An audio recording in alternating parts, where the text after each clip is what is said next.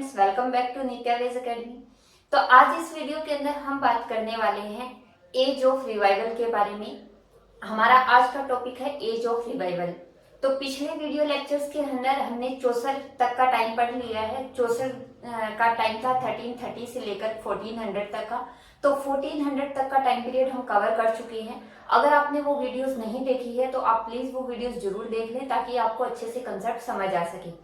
अब हम बात करते हैं एज ऑफ रिवाइवल की। ब्रिटेन के अंदर जो ये इंग्लिश लिटरेचर का ये जो टाइम पीरियड है एज ऑफ रिवाइवल का, ये इतना ज्यादा पॉलिटिकली जो इवेंट्स इसमें हुए वो ज्यादा इम्पोर्टेंट है। इसके अंदर कुछ एक वर्क्स लिखे गए हैं जो काफी इम्पोर्टेंट हमारे लिए, उनमें से बहुत ज्यादा क्वेश्चन यूजीसी नेट में पूछे जाते हैं।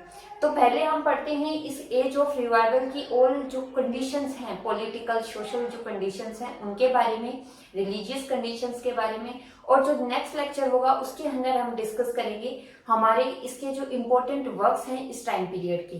तो चलिए स्टार्ट करते हैं। ये हमारा बेसिक्स है। अगर हम इसे समझेंगे नहीं तो उस समय के जो राइटर्स ने जो वर्क्स लिखे हैं उनको अगर आप समझने लगोगे तो आपको समझ नहीं आएगा, क्योंकि कोई भी जो राइटर कोई भी काम लिखता है वो उस समय की जो सोशल कंडीशंस होती हैं, पॉलिटिकल कंडीशंस होती हैं, उनसे इफेक्टेड होके ही लिखता है।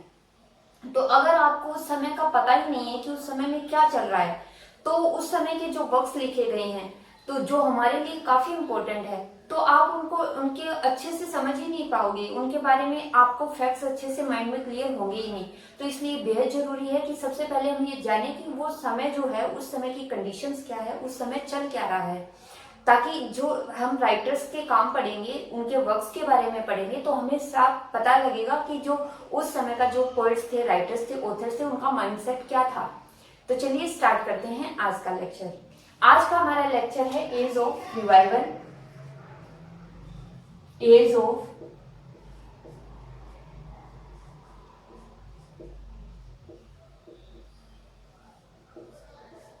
रिवाइवल का मतलब किसी चीज का वापस आना। जो हमने पहले हमने देखा कि जो पीछे की जो हिस्ट्री हमने पढ़ी है, जिसके अंदर की जो ब्रिटेन के अंदर है उसके अंदर एंग्लो सेक्सन्स आते हैं। फिर उसके बाद में जो नेक्स्ट नॉर्मन्स आते हैं, जो नॉर्मन्स है वो अपने साथ फ्रेंच लैंग्वेज लेके आते हैं, फ्रेंच लिटरेचर लेके आते हैं, नॉर्मन लिटरेचर लेके आते हैं। और एक तरह से जो ओल्ड इंग्लिश जो उस समय फ्लरिश होने लगी थी वो एक डेप्थ में चली जाती है उसके बाद में, क्योंकि वो जो पॉलिटिकल कंडीशंस है वो इंग्लिश के अगेंस्ट हो जाती है। तो इस तरह से जो ये एज ऑफ रिवाइवल का जो ये टाइम पीरियड आया है उसके अंदर जो ग्रीक और जो लैटिन जो एंशियंट लिटरेचर लिखा गया था और जो एंशियंट जो कल्चर था, जो लैंग्वेज थे, लिटरेचर में जो वर्क्स थे, ओल्ड इंग्लिश के जो वर्क्स थे, उस सारे को रिवाइव किया गया, वापस वो चीजें सोसाइटी में दोबारा से आने लगी। तो इसीलिए इसको एज ऑफ रिवाइवल का टाइम पीरियड बोला जाता है। और इसके लिए इस समय की पॉलिटिकल कंडीशंस काफी इम्पोर्टेंट रोल प्ले करती हैं। तो जो एज ऑफ रिवाइवल का जो टाइम पीरियड है वो शुरू होता है 1400 से और 1550 तक ये टाइम पीरियड चलता है। तो ये जो 150 इयर्स का जो ये टाइम पीरियड है उसके अंदर कुछ इंपॉर्टेंट इवेंट्स है, जिनमें से जो फर्स्ट इंपॉर्टेंट इवेंट है वो है arrival of printing press. Arrival of printing press.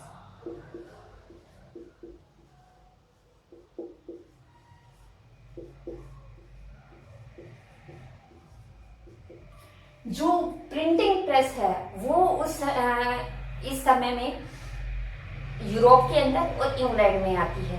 Europe के अंदर 1436 में जोहान्स गुटेनबर्ग के जो प्रिंटिंग प्रेस है वो यूरोप में आती है। और जब इनकी जोहान्स गुटेनबर्ग की मूवेबल जो प्रिंटिंग प्रेस है जो वो आती है, जब वो इन्वेंट होती है, जोहान गुटेनबर्ग जो कि इन्होंने प्रिंटिंग प्रेस का इन्वेंशन किया था, जब इनकी जो प्रेस आती है तो काफी तेजी से स्प्रेड होता है ये प्रिंटिंग प्रेस, और जो बुक्स हैं उनको तेजी से प्रिंट होने लगती हैं, जिसके कारण लिटरेसी रेट भी इंक्रीज होता है। जो रिफॉर्मेशन आ रहा है यूरोपियन सोसाइटी में उसको भी स्पीड मिलती है, और रेनेसां का जो टाइम पीरियड आएगा उसको भी स्पीड मिलती है।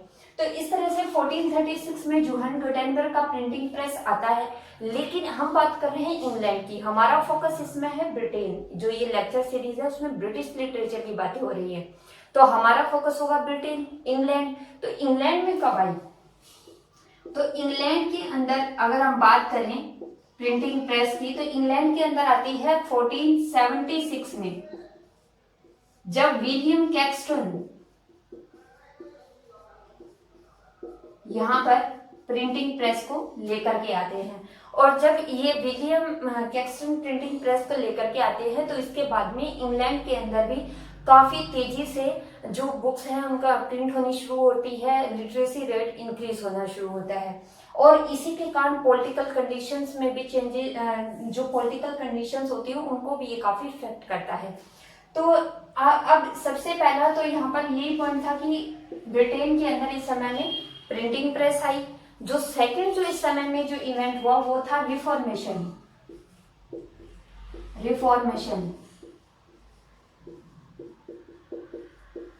अभी रिफॉर्मेशन जो ये था, ये सिविल जो रिलीजियस जो रिफॉर्म से जुड़ी हुई इवेंट थे।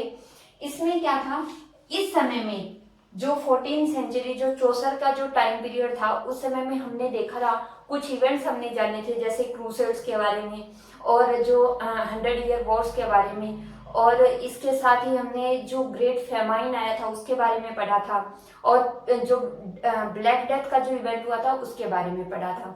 तो ये जो सोशल कंडीशंस थी उसके कारण, जैसे ब्लैक डेथ, ग्रेट फेमाइन, तो इसके खास करके जो ब्लैक डेथ थी उसके कारण लोगों के ऊपर इतना इम्पैक्ट पड़ा, इतनी ज्यादा पॉपुलेशन डेथ हो गई पॉपुलेशन की, 1/3 पॉपुलेशन जो यूरोप की है वो वाइप आउट हो जाती है। और इसके कारण जो इतना ज्यादा इम्पैक्ट लोगों के ऊपर पड़ा, सोसाइटी के ऊपर पड़ा, कि लोगों ने शुरू कर दिया क्वेश्चन करना कि भाई गॉड जो पावर है, जो इन लोगों ने जो सुपरस्टिशंस फैला रखे थे क्रिश्चियन रिलीजन के नाम पर, जो प्रिस्ट लोग थे, क्लर्गी जो लोग थे, उन्होंने, पोप ने, और जो क्रूसेड का जो इवेंट हुआ उसके कारण भी, जिसके अंदर युद्ध में काफी लोग मारे गए, जो एक धर्म युद्ध पोप ने छेड़ा था क्रूसेड में, तो इसके कारण रिफॉर्मेशन आना लाजमी बात थी। रिफॉर्मेशन आएगा ही, लोग कभी ना कभी तो आवाज उठाएंगे ही, और ये रिफॉर्मेशन आता है कैथोलिक चर्च के विरुद्ध।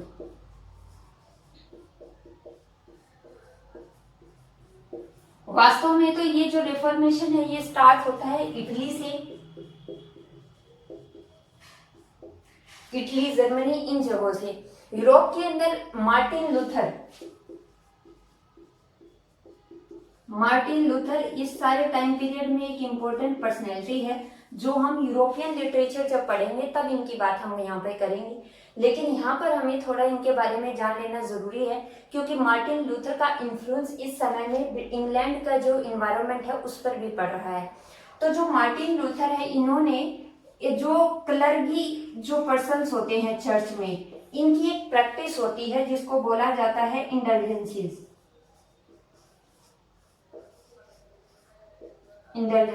इन्होंने इस प्रैक्टिस के खिलाफ अपनी आवाज उठाई। ये मानते थे मार्टिन लूथर, ये जो इंडल्जेंस प्रैक्टिस है, पहले इसके बारे में जान लेते हैं। जो इंडल्जेंस, ये जो प्रैक्टिस थी, इसमें क्या होता था, जो क्लर्गी पर्सन्स होते थे वो ऐसे बोलते थे, जो कॉमन पीपल है, कि आप लोगों से कोई जो क्रिश्चियन रिलीजन के खिलाफ कोई मतलब कोई आपसे पाप हो गया है, कोई सिन आपसे हो गया है, और आप उसके माफी मांगना चाहते हैं गॉड से, तो आप आइए हमारे पास, क्लर्गी लोगों के पास आइए, आप हमें पैसा दीजिए और बदले में हम लोग आपको माफी दिलवा देंगे।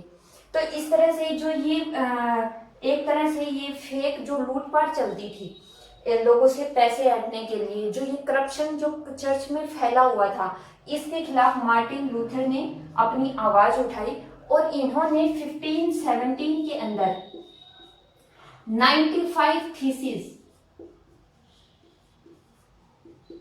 95 जो थीसिस, जो अपने जो ये इन्होंने 95 पॉइंट्स अपने लिखे, जिनके अंदर वो बातें 95 ऐसे पॉइंट थे जिन पे इन्हें ऑब्जेक्शन था चर्च के बातों के खिलाफ। तो ये 95 पॉइंट्स इन्होंने लिखे और चर्च की गेट के ऊपर लगा दिए। तो जब इन्होंने ये लगाए, तो इनकी इस काम के बाद में, इस इवेंट के बाद में काफी तेजी से यूरोप के अंदर रिफॉर्मेशन फैला। और जो ये रिफॉर्मेशन फैला, इसका इम्पैक्ट इंग्लैंड पर भी हुआ और इंग्लैंड के अंदर भी रिफॉर्मेशन आया। और इस समय में जो हेनरी एट्थ जो थे, हेनरी एट्थ, वो यहाँ पे काफी अच्छा रोल, काफी इंपॉर्टेंट रोल प्ले करेंगे। तो उनके बारे में हम इस लेक्चर में अभी आगे जानेंगे। तो जो ये रिफॉर्मेशन आया था कैथोलिक चर्च, पहले तो हम चर्च के बारे में थोड़ा सा जान लेते हैं। जो ये कैथोलिक चर्च होती है उसके बारे में जानते हैं कि कैथोलिक चर्च क्या होती है। कैथोलिक चर्च वास्तव में जो पहले जो रोमन कैथोलिक चर्च भी इनको बोला जाता है, ये रोमन कैथोलिक चर्च होती है। ये चर्च की हेड मानी जाती है, भाई सुप्रीम जो चर्च है वो रोमन कैथोलिक चर्च है। और जो ये चर्च होती है, कैथोलिक चर्च का मतलब होता है जो जेसस ने जो शिक्षाएं दी थी, जो इनकी टीचिंग्स थी जेसस की, क्रिस्ट की, तो इसको इन लोगों ने, उन्होंने जो शिक्षा दी थी वो अच्छी थी, उसका जो वे था वो अच्छा था, पॉजिटिव था, लेकिन इन लोगों ने उसे ऑर्थोडॉक्स बना दिया। मतलब कि इसे इन्होंने थोड़ा इंटरप्ट किया, अपनी तरफ से इसको मॉडिफाई किया और इस तरह से इन्होंने ऑर्थोडॉक्स बना दिया इसको, कि मतलब जो उन्होंने प्रिंसिपल्स बताए उस पे ये लोग रूढ़िवादी तरीके से उसको फॉलो करते थे। और साथ में ही जो करप्शन है उस पे भी, करप्शन भी ये लोग करते थे। तो इसके कारण जो ये कैथोलिक चर्च थी, एक तरह का रूढ़िवादी जो प्रिंसिपल्स को फॉलो किया जाता था। अब जब इनके खिलाफ जो मूवमेंट आई, जो मार्टिन लूथर लेके आए, वो थी प्रोटेस्टेंट मतलब जो ये लोग प्रोटेस्ट करते थे कैथोलिक के जो गलत रूल्स थे, करप्शन की जो ये बातें थी, उसके खिलाफ इन लोगों ने प्रोटेस्ट किया और इसीलिए ये प्रोटेस्टेंट कहलाई और ये आगे चलकर प्रोटेस्टेंट चर्च भी बनी। तो अब ये जो लोग थे ये क्या करते थे, ये जो आइडियल्स होते थे उनको ये कहते थे कि भाई आप ऑर्थोडॉक्सली आप गलत चीजों को फॉलो नहीं कर सकते। आप लोग, हर व्यक्ति को ये अधिकार है कि वो खुद से अब कि चर्च क्या है, रिलीजन क्या है, उन सब के बारे में वो रिलीजियस टेक्स्ट को खुद पढ़े और खुद उसके बारे में एनालाइज करे, अपनी डेफिनेशन खुद दे। ना कि जो कैथोलिक जो चर्च बोलती थी कि जो एजुकेशन है, जो रिलीजियस टेक्स्ट है, उनके ऊपर सिर्फ क्लर्गी लोग ही उनको पढ़ सकते हैं, कॉमन पीपल को रिलीजियस टेक्स्ट पढ़ने का राइट नहीं है। तो इस तरह की चीजें जो थी वो खत्म होने लगी। और कैथोलिक चर्च के खिलाफ जो रिफॉर्मेशन आया उसका एक बड़ा कारण प्रिंटिंग प्रेस भी था, क्योंकि जब प्रिंटिंग प्रेस आया तो इसके, हमने क्रूसेड्स में भी पढ़ा था कि क्रूसेड का जो इवेंट हुआ था, तो ये लोग अपने क्रूसेडर्स जो थे वो अपने साथ ग्रीक और हिब्रू टेक्स्ट भी अपने साथ लेके आए थे, लैटिन टेक्स्ट अपने साथ लेके आए थे। तो इसके कारण अब जो प्रिंटिंग प्रेस थी वो उनको ज्यादा से ज्यादा कॉपीज प्रिंट कर सकती थी और इससे जो कॉमन लोग थे अब उनके पास भी एजुकेशन जाने लगी, बुक्स अवेलेबल हो गई, तो ये लोग खुद पढ़ने लगे, यूनिवर्सिटीज डेवलप हुई, जो हम पिछले लेक्चर्स में सब कुछ जान चुके हैं। तो ये सब कंडीशंस हुई, रिफॉर्मेशन आया। अब इसके बाद में जो थर्ड जो था, वो जो मेन जो था वो था अब पॉलिटिकल कंडीशंस। जो उस समय की पॉलिटिकल कंडीशंस हैं उनके बारे में जानते हैं। इस समय की जो पॉलिटिकल कंडीशंस हैं वो काफी इम्पैक्ट कर रही है सोसाइटी को, क्योंकि जो ये जो टाइम पीरियड रहा है इसके अंदर जब तक एलिजाबेथ फर्स्ट नहीं आएगी तब तक बड़ा अशांति का टाइम है इंग्लैंड में सिविल वॉर हो रहे हैं, 100 ईयर वॉर्स के अंदर ये जो इंग्लैंड है वो उसमें भी इंगेज है। तो इस कारण से काफी कुछ अनसिविलाइज तरह से हो रहा है, सोसाइटी है वो अनरेस्ट है। तो अब हम बात करते हैं थर्ड कंडीशन। थर्ड जो उस समय की कंडीशन है वो है जो हाउसेस है, वार ऑफ रोजेस।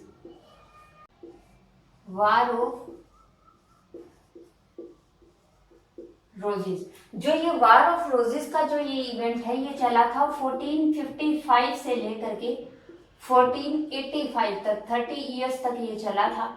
और इस समय में के अंदर जो वार ऑफ रोजेस है उस समय में इंग्लैंड के अंदर सिविल वॉर्स हुए थे।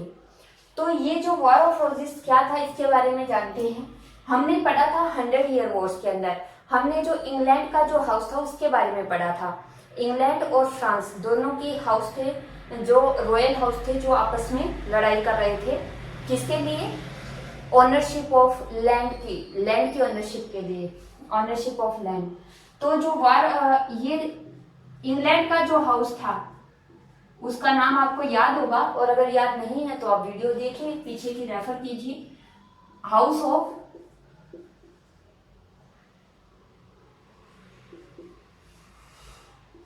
प्लेटेजनेट। ये इंग्लैंड का हाउस था, रॉयल हाउस था। और ये रॉयल हाउस 100 ईयर वॉर्स के दौरान या उस समय में ये 2 ब्रांचेस में डिवाइड हो गया, जिसमें एक हाउस था हाउस ऑफ यॉर्क और एक था हाउस ऑफ लैंकेस्टर।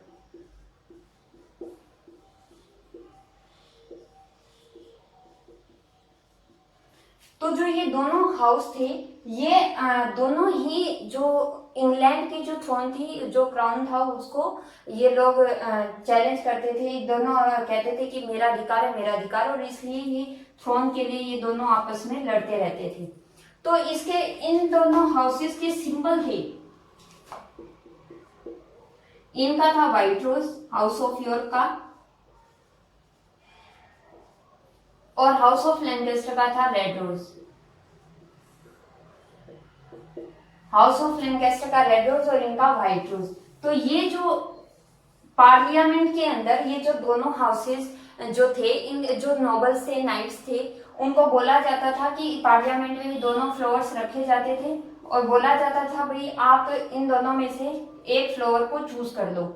और जो भी मतलब किसी ने रेड फ्लोर चूज कर लिया तो माना जाता था कि वो हाउस ऑफ लैंकेस्टर को सपोर्ट कर रहा है, और किसी ने व्हाइट कर लिया तो वो हाउस ऑफ यॉर्क को सपोर्ट कर रहा है। तो इस तरह से क्या था कि एक तरह से डिवीजन था, सिविल वॉर होते थे इनके बीच में, और इंग्लैंड के अंदर बड़ी ही अशांति का समय ये था। तो इसमें अब जो ये सिविल वॉर है ये कभी तो खत्म होंगे।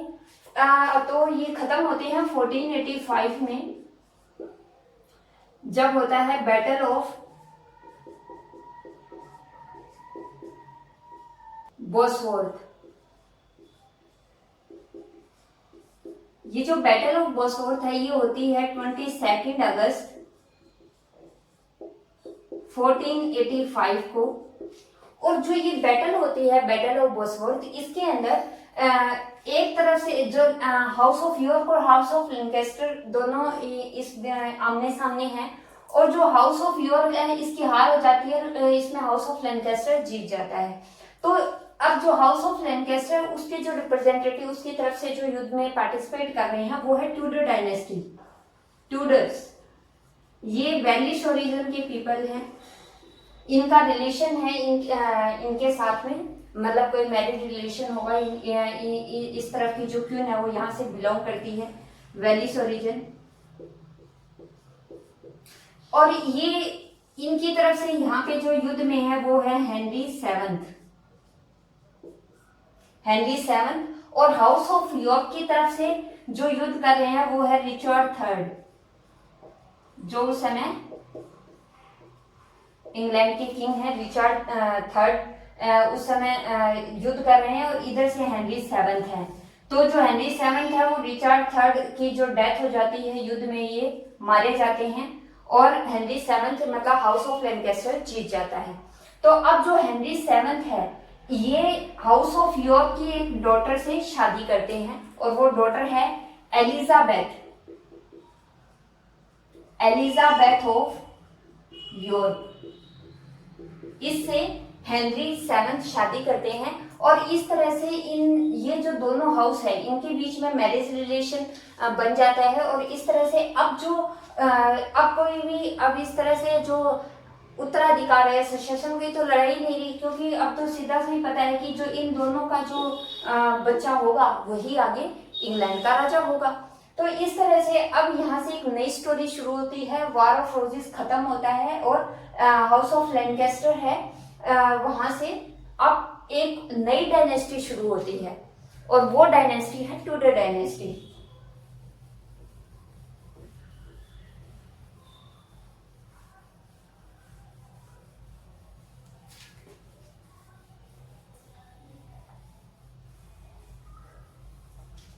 अब जो ट्यूडर डायनेस्टी का जो टाइम पीरियड है वो 1485 से शुरू होता है, और 1603 तक, जब तक एलिजाबेथ फर्स्ट जो यहाँ पर जब एलिजाबेथ फर्स्ट की डेथ होती है तब तक इनका टाइम पीरियड चलता है ट्यूडर डायनेस्टी का। और अब हम बात करते हैं ट्यूडर डायनेस्टी की। तो ये जो डायनेस्टी है इसका काफी इंपॉर्टेंट रोल है ब्रिटेन की हिस्ट्री में। इस टाइम ट्यूडर डायनेस्टी के जो फर्स्ट किंग है वो हेनरी सेवंथ।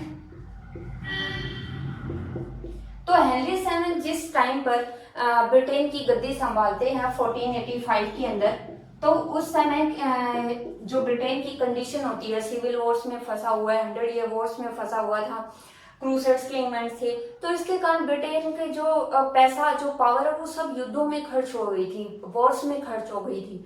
और अब जो हेनरी सेवंथ है जब ये आते हैं तो उस समय फाइनेंशियल कंडीशन भी बुरी है।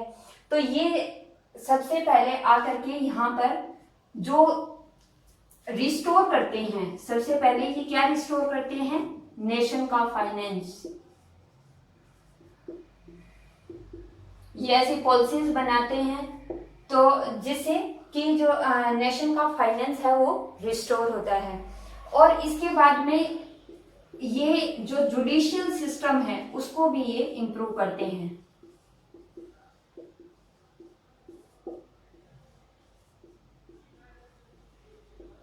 और इसके साथ ही ये अपनी जो थ्रोन है, अपना जो ये जो रॉयल हाउस है उसके अंदर अपनी पोजीशन को स्ट्रॉन्ग करते हैं रॉयल हाउस के अंदर। तो ये जो तीन ये बड़े स्टेप्स उठाते हैं, इसके साथ ही जो इनके आसपास के पड़ोसी जो देश हैं एक तरह से उनके साथ भी अपने मैरिटल रिलेशंस बनाते हैं अपने बच्चों के, जिसके कारण कि ये एक तरह से शांति स्थापित कर सके। तो अब हम जानते हैं इनके जो सक्सेशन में जो इनके बच्चे हैं उनके बारे में, हेनरी सेवंथ के जो ट्यूडर डायनेस्टी में, क्योंकि ये जो है ये काफी इंपॉर्टेंट रोल प्ले करेंगे। सबसे पहले हेनरी सेवंथ। अब इनके कई बच्चे होते हैं लेकिन उनमें से सिर्फ 4 ही सर्वाइव कर पाते हैं, जिनके अंदर जो इनका बड़ा बेटा होता है वो होता है आर्थर, जो कि वेल्स का इनको बना दिया जाता है चार्ज, इनको वेल्स का चार्ज दिया जाता है। फिर इसके बाद में हेनरी, जो हेनरी 8 के नाम से आगे गद्दी पर बैठेंगे। इसके बाद में जो इनकी बड़ी डॉटर है वो है मार्गरेट। जो मार्गरेट है इनकी शादी होती है स्कॉटलैंड के जेम्स फोर्थ से।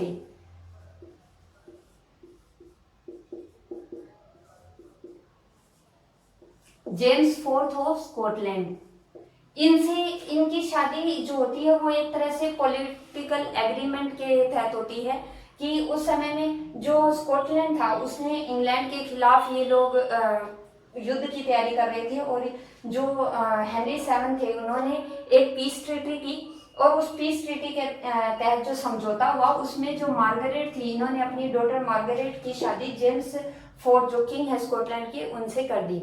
इसके बाद में इनकी जो नेक्स्ट जो बेटी थी वो थी मैरी, जिसकी शादी फ्रांस के लुइस 12 से हो जाती है। और जो इनका बड़ा बेटा आर्थर है, क्योंकि इन्होंने फ्रांस के साथ अपने जो रिलेशन है उनको स्टेबल कर दिया, स्कॉटलैंड के साथ अपने रिलेशंस को स्टेबल कर दिया, और इन्हें अब चुनौती मिल रही थी स्पेन की तरफ से। और ये स्पेन से जो स्पेन की प्रिंसेस हैं कैथरीन ऑफ अरागोन, इससे ये अपने बेटे की शादी करवा देते हैं। तो जो आर्थर है वो कैथरीन ऑफ अरागन से शादी जब ये करवाते हैं, तो आर्थर हेनरी सेवंथ जब अपने बेटे आर्थर की शादी कैथरीन ऑफ अरागन जो कि स्पेन की प्रिंसेस हैं इनसे करवा देते हैं, तो एक तरह से इनके स्पेन के साथ भी रिलेशन स्टेबल हो जाते हैं। अब जो आर्थर है इनकी शादी के 4 मंथ्स के बाद ही इनकी डेथ हो जाती है, और जो कैथरीन है वो विडो हो जाती है। अब जो हेनरी सेवंथ है वो अपने लाइफ टाइम के अंदर वो हेनरी की शादी कैथरीन से नहीं करवाते हैं, और इन्हें रुकना बेहतर लगता है हेनरी सेवंथ को। और हेनरी सेवंथ की डेथ होती है 1509 में। तो 1509 में जब इनकी डेथ होती है अप्रैल में, तो अप्रैल में हेनरी को क्राउन कर दिया जाता है, क्राउन इन 1509। और अब ये हेनरी 8 के नाम से गद्दी पर, इंग्लैंड की गद्दी पर बैठे हैं। और जून 1509 में ये कैथरीन ऑफ अरागन से शादी कर लेते हैं। ये इनके जो ये शादी करते हैं उसके पीछे रिलीजियस प्रेशर भी है, जो पोप है उसका भी प्रेशर है, क्योंकि अब इस समय में जो कैथोलिक चर्च है वो काफी इंपॉर्टेंट रोल प्ले करती थी। और ब्रिटेन के अंदर जो ये पोप होते थे इनकी पोजीशन काफी स्ट्रांग होती थी, ये सुप्रीम हेड होते थे इंग्लैंड के, और इनकी जो बात थी वो राजा भी टाल नहीं सकता था। तो इस तरह से पोप का प्रेशर था, इसलिए इन्होंने कैथरीन ऑफ अरागन से शादी की, जो वास्तव में इनसे 6 साल बड़ी थी, 6 इयर्स। अब हम बात करते हैं हेनरी 8 की, क्योंकि इनकी जो स्टोरी है थोड़ी इंटरेस्टिंग भी है और थोड़ी हमारे लिए ज्यादा इम्पोर्टेंट भी है, क्योंकि ये जो हेनरी 8 हैं, ये इस समय में जो एज ऑफ रिवाइवल के समय में जो राइटर्स ऑथर्स हुए हैं उनकी जो राइटिंग्स है वो काफी इम्पैक्ट है इनकी पॉलिसीज से। और ये अपने जो खिलाफ जाने वालों को ये बिहेड भी करवा दिया था, इन्होंने काफी लोगों को बिहेड भी करवाया था, और जिसमें राइटर्स ऑथर्स भी थे। तो हम बात करते हैं अब हेनरी 8 की।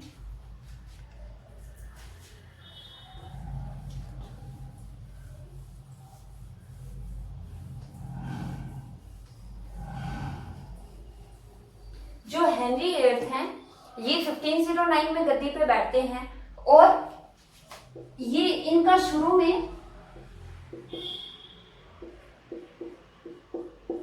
इनका कोई ज्यादा इंटरेस्ट नहीं होता राजगद्दी की तरफ, या ये ज्यादा राजकाज के काम में ज्यादा इंटरेस्ट नहीं लेते, ये सिर्फ अपने जो लेयर है उन्हीं में बिजी रहते हैं। तो हेनरी 8 की जो फर्स्ट वाइफ है इनकी, ये एक्चुअली 6 मैरिज करेंगे, 6 ये शादियां करेंगे एक करके, और एक एक करके जो पीछे वाली जो अपनी वाइफ होगी उससे पीछा छुड़ाने के लिए या तो उसे मार देंगे या उस शादी को एनुल कर देंगे। तो हेनरी 8 जो है इनकी फर्स्ट शादी होती है कैथरीन से, कैथरीन ऑफ अरागोन, ये इनकी फर्स्ट वाइफ थी कैथरीन ऑफ अरागोन। और 1509 से 1534 तक इनका रिलेशन रहता है। जब 1534 तक हेनरी 8 को ये क्लियर हो जाता है, इनकी एक बेटी होती है कैथरीन से जिसका नाम होता है मैरी। 1533 में इसका बर्थ होता है मैरी का, और 1534 में इन्हें क्योंकि जो कैथरीन है इसके काफी मिसकैरेज होते हैं, या जो बच्चे हैं वो सर्वाइव नहीं कर पाते हैं, सिर्फ एक बेटी सर्वाइव करती है मैरी। और जो ये हेनरी 8 ये बड़े ही डिस्परेट हैं एक सन को पाने के लिए, इन्हें एक बेटा चाहिए, लेकिन कैथरीन वो नहीं दे पाती। और 1534 तक ये समझ जाते हैं कि कैथरीन से इन्हें बेटा नहीं मिल सकता।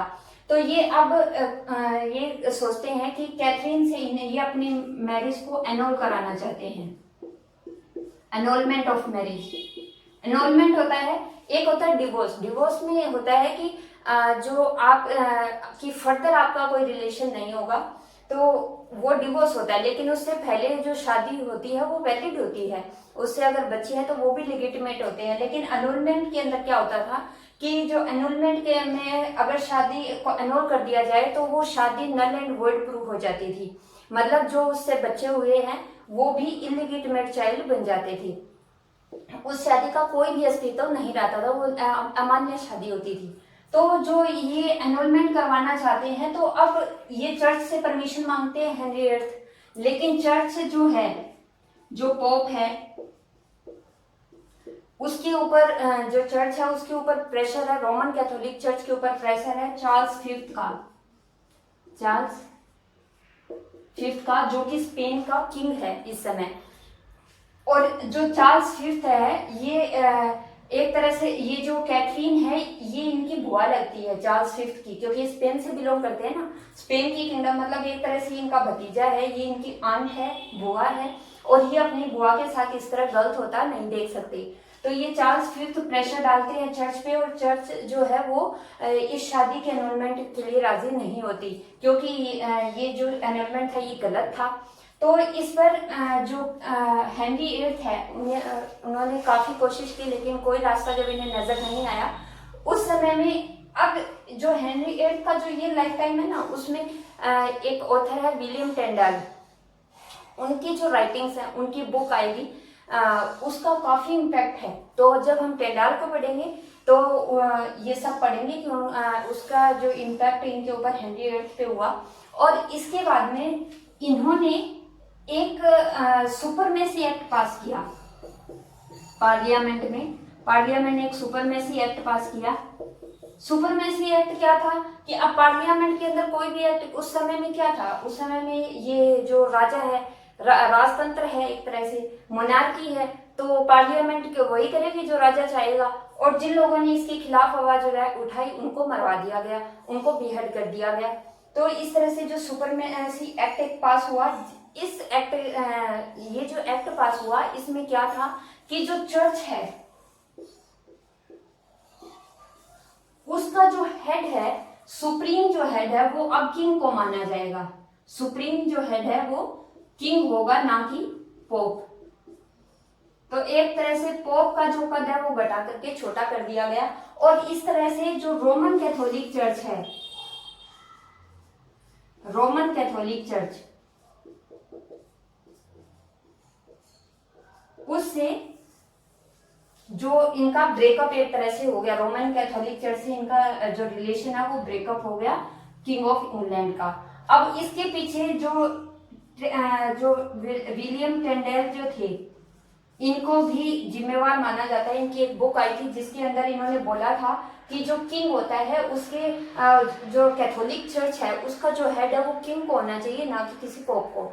तो और इसके ये बुक इनकी आई थी 1529 में, जिसे जो हेनरी एट्थ था, माना जाता है कि हेनरी एट्थ ने भी इसे पढ़ा था। और इसके बाद में 1534 के अंदर ये सुपरमेसी एक्ट पास करते हैं, जिसके कारण स्पेन के अंदर भी विलियम टेंडल है उनके खिलाफ लोगों में रोष आ जाता है, या जो चर्च वहां का जो है स्पेन के अंदर वो रोमन कैथोलिक चर्च है वो टेंडल के खिलाफ हो जाता है। जब हम टेंडल के बारे में पढ़ेंगे तो हम ये सब जानेंगे। इनका भी एक इम्पोर्टेंट रोल था, जो यहाँ के राइटर है वो आपको नेक्स्ट लेक्चर में हम बताएंगे। तो अब इसके बाद में हम बात कर रहे हैं यहाँ पर 1534 के अंदर इन्होंने सुपरमेसी एक्ट पास किया। अब इस सुपरमेसी एक्ट को इन्होंने पास करके अब इन्होंने क्या कहा कि भाई अब जो चर्च है उसका हेड किंग है, और अब जो किंग कहेगा वही होगा। तो अब पोप की तो कोई पोजीशन ही नहीं रही, इन्होंने तो पोजीशन का मतलब जो पोप है उनकी पोजीशन को डिक्रीज कर दिया। अब क्या है, अब चलनी किंग की, और किंग वही चाहेगा जो वो करना चाहता है। और उसने यही किया, कैथरीन के साथ जो इनका रिलेशन था, अपनी मैरिज को इन्होंने एन्यूल कर दिया, एन्यूलमेंट कर दिया, अपनी शादी को इन्होंने खत्म कर दिया। और इसके साथ ही इन्हें मतलब जो वहां का जो महल है, जो रॉयल हाउस है, उससे बाहर निकाल दिया गया।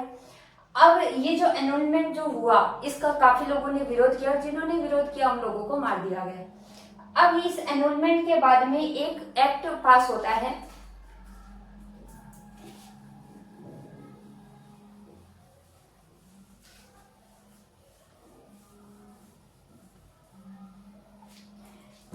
अब जो इनकी बेटी मैरी है, इन्होंने अपनी वाइफ को तो एक तरह से साइड आउट कर दिया, लेकिन अब बेटी को भी तो साइड आउट करना पड़ेगा। और इसके लिए इन्होंने फर्स्ट सुसेशन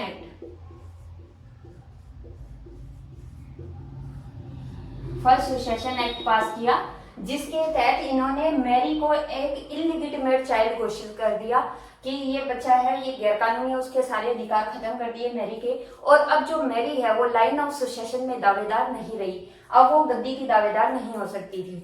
तो अब इसके बाद में कैथरीन ऑफ अरागन के बाद में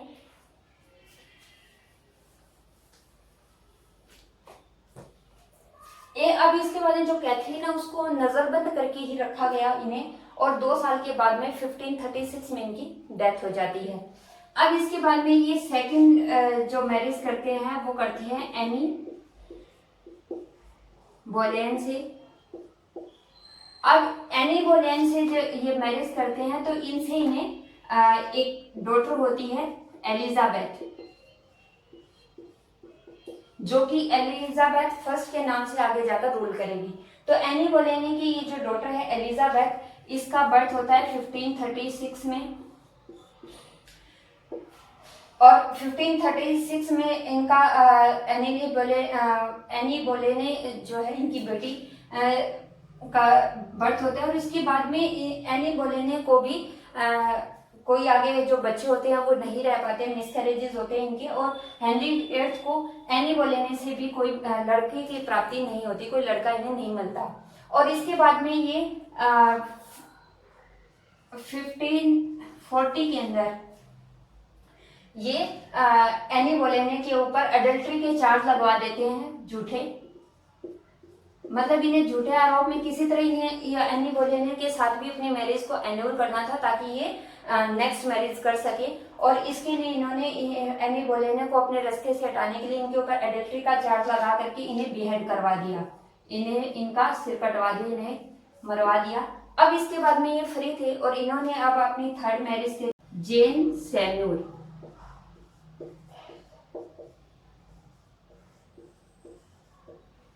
तो जो जेन सैम्यूल से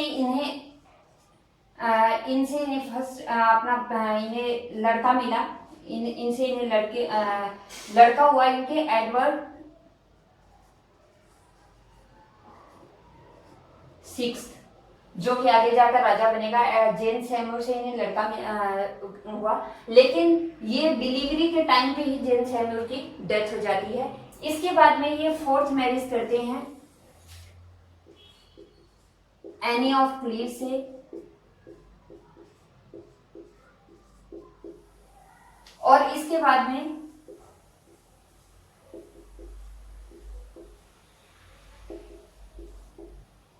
कैथरीन और कैथरीन पार।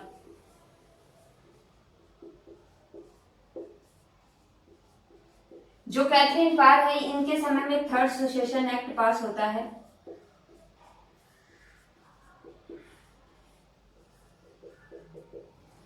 ये एक विडो थी कैथरीन पार, और जो एनी ऑफ क्लीव्स थी इससे इन्होंने अपने जो मैरिज थी उसको एन्योल करवा लिया, क्योंकि इन्हें ये अनअट्रैक्टिव लगती थी और इसलिए इन्होंने अपनी मैरिज को आगे नहीं बढ़ाया इनसे, और इन्होंने इनसे पहले ही अपनी मैरिज को एन्योल करा लिया और इन्हें टाइटल दिया द किंग्स सिस्टर का। अब इनकी जो फिफ्थ वाइफ थी वो थी कैथरीन होवार्ड, कैथरीन होवार्ड, जिसे इन्होंने 1540 में शादी की थी और 1542 में इसे भी इन्होंने बिहेड करवा दिया था एडल्ट्री का चार्ज लगा करके। तो इस तरह से ये इन्होंने 6 वाइफ्स की थी, से शादी की थी 6 वाइफ से, और इनकी 1546 में इनकी डेथ हो जाती है। और इसके बाद इनका जो बेटा है एडवर्ड 6 वो अब गद्दी पे बैठेगा। तो एडवर्ड 6 जब गद्दी पे बैठता है तो ये सिर्फ 9 साल का होता है, ये एक बच्चा है, और इसीलिए जो एक कमिटी जो बनाई जाती है वो रूल करती है इनडायरेक्टली।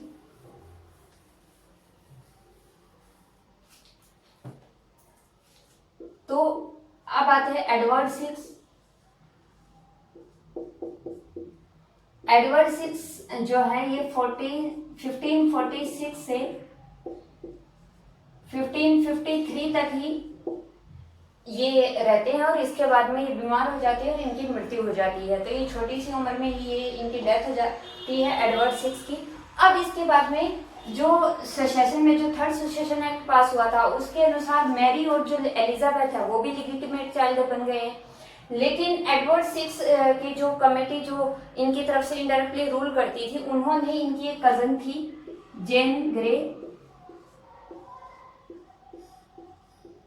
उसको इन्होंने वसीयत एडवर्ड 6 ने बनाई, और उसके अनुसार इन्होंने इंग्लैंड की जो हायर इन्होंने अपना सुसेसर इन्हें जेन ग्रे को घोषित कर दिया। और ये इंग्लैंड में 9 डेज की क्वीन थी, मतलब सिर्फ 9 दिन तक ही ये क्वीन बनकर रही जेन ग्रे। और पार्लियामेंट के अंदर जो इनकी तरफ से जो बहुमत था वो इनकी तरफ से चला गया, और जो मैरी फर्स्ट है,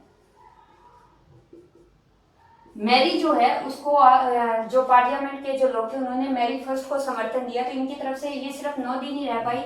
10 जुलाई से 19 जुलाई तक ये क्वीन बन के रही और उसके बाद में मैरी फर्स्ट को क्वीन बना दिया गया। अब जो ये मैरी फर्स्ट थी ये थी कैथोलिक, और जो ये एडवर्ड सिक्स था ये था प्रोटेस्टेंट। हेनरी एट था वो भी प्रोटेस्टेंट था एक तरह से।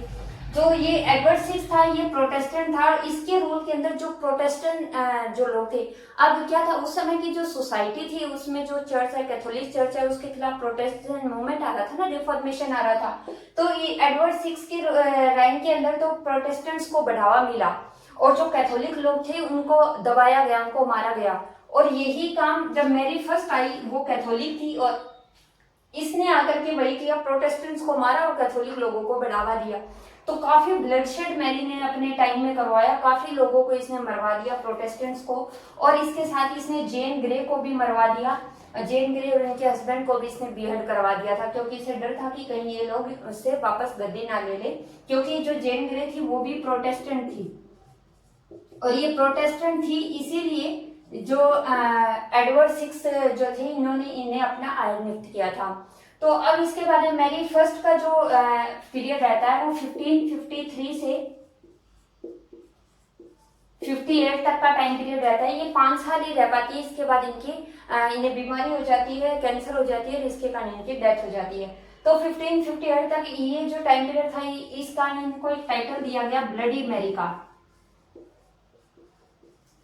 इन्होंने काफी लोगों को मरवाया, काफी ब्लडशेड किया इंग्लैंड में उसमें, और बड़ा ही जो अनपीसफुल टाइम था ये जो सारा पीरियड था एडवर्ड सिक्स के समय का, जिस समय में लोगों को प्रोटेस्टेंट जो लोग थे वो कैथोलिक्स को मरवाया गया, और जब मैरी का टाइम आया तो कैथोलिक्स ये थी और इन्होंने प्रोटेस्टेंट्स को मरवाया। अब इसके बाद में सिर्फ जो ये टूडर डायनेस्टी है इसमें सिर्फ एलिजाबेथ ही थी जो लेजिटिमेट हायर बची थी। तो अब एलिजाबेथ को गद्दी पे बिठाया जाता है। ये 1558 से लेकर के 1603 में इनकी डेथ होती है, तब तक ये क्वीन ऑफ इंग्लैंड बनी रहती है। और इनका जो टाइम पीरियड था ये बड़ा ही पीसफुल टाइम पीरियड था, क्योंकि अभी तक जो लोग थे वो बार बार ब्लड शेड करवा रहे थे, वो इसको मरवा रहा है, वो उसको मरवा रहा है। तो एक तरह से जो एक रीत सी चल पड़ी थी एग्जीक्यूशन की, लोगों को मरवाने की। तो अब जो एलिजाबेथ है इसकी नीति काफी अच्छी है, ये पीसफुल है ये किंग, और ये इसका जो टाइम पीरियड है वो गोल्डन ईरा माना जाता है लिटरेचर का, ब्रिटेन की हिस्ट्री में, इंग्लैंड की हिस्ट्री में। तो जो एलिजाबेथ थी इन्होंने ना ही तो ये कैथोलिक्स को इन्होंने शरण दी, ना ही प्रोटेस्टेंट को, मतलब इन्होंने मिडल वे निकाल लिया। मिडल वे इन्होंने दोनों को ही सपोर्ट किया एलिजाबेथ ने, प्रोटेस्टेंट्स को भी और कैथोलिक्स को भी, क्यों, और इन्होंने जो रिलीजन था एक तरह से उसमें दोनों लोगों को सपोर्ट किया और एक तरह से शांति बनाने की कोशिश की, और इनके समय में ब्रिटेन इंग्लैंड जो था काफी फ्लरिश हुआ। तो ये जो एलिजाबेथ फर्स्ट का जो टाइम पीरियड था उसको इंग्लिश लिटरेचर में एलिजाबेथन ईरा भी माना जाता है। इसमें में शेक्सपियर जैसे राइटर हुए, काफी बड़े बड़े राइटर हुए, काफी अच्छे वक्त से समय लिखे गए, जबकि इस समय में इतना कुछ नहीं लिखा गया। तो अब हम बात करते हैं इनके, हमने पॉलिटिकल सिचुएशन देख ली, इस समय में कुछ वॉयजेस भी की गई थी, उनके बारे में भी जान लेते हैं।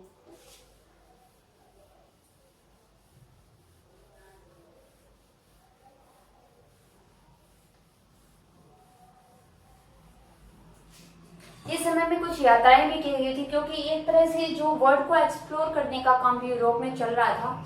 और हालांकि ये लोग जो थे ये ब्रिटेन से, इंग्लैंड से बिलोंग नहीं करते थे, यूरोप से बिलोंग करते थे, लेकिन फिर भी इनका भी काफी इंपॉर्टेंट रोल है। तो इस समय में जो वॉयजेस हुई,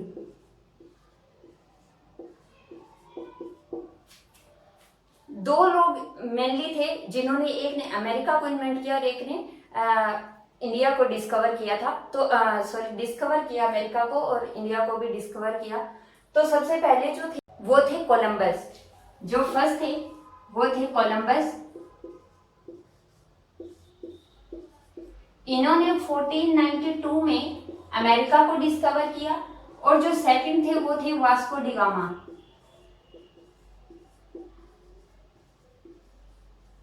जिन्होंने 1497 में इंडिया को डिस्कवर किया, और इसके बाद में काफी रैपिडली कॉलोनाइजेशन भी हुआ। तो ये चलिए हमने एज ऑफ रिवाइवल की जो बेसिक जो कंडीशंस थी, हमने सारा फैक्ट्स समझे, सारे हमने फैक्ट्स को क्लियर कर दिया। अब इसके बाद में नेक्स्ट जो लेक्चर होगा उसके अंदर हम बात करेंगे जो इम्पोर्टेंट वर्क्स इस समय हुए, जो इम्पोर्टेंट राइटर्स इस समय के हुए, जिनसे काफी इम्पोर्टेंट क्वेश्चंस हमारे यूजीसी नेट में काफी क्वेश्चंस इसमें से आते हैं। जैसे कि जो एक वर्क है यूटोपिया, ये वर्क जो इस समय का जो एज ऑफ रिवाइवल के समय के जो पोएट है उनसे लिखा गया है, तो इसमें से काफी क्वेश्चन पूछे जाते हैं। इसी तरह एक और फेमस वर्क है इन प्रेज ऑफ फॉली, तो ये जो वर्क है इससे भी क्वेश्चन पूछे जाते हैं। जो इसका राइटर इरास्मस, उसके बारे में पढ़ेंगे। तो काफी और भी वर्क्स हैं वो भी हम पढ़ेंगे, मेलोडी के बारे में भी पढ़ेंगे। तो नेक्स्ट लेक्चर काफी इंपॉर्टेंट होने वाला है, आप इसे जरूर देखिएगा। और अगर अब तक आपने हमारे चैनल को सब्सक्राइब नहीं किया है तो सब्सक्राइब जरूर कर लें और बेल आइकन भी दबा दें, ताकि जो भी नई वीडियो अपलोड होती है आपको उसका नोटिफिकेशन मिल सके।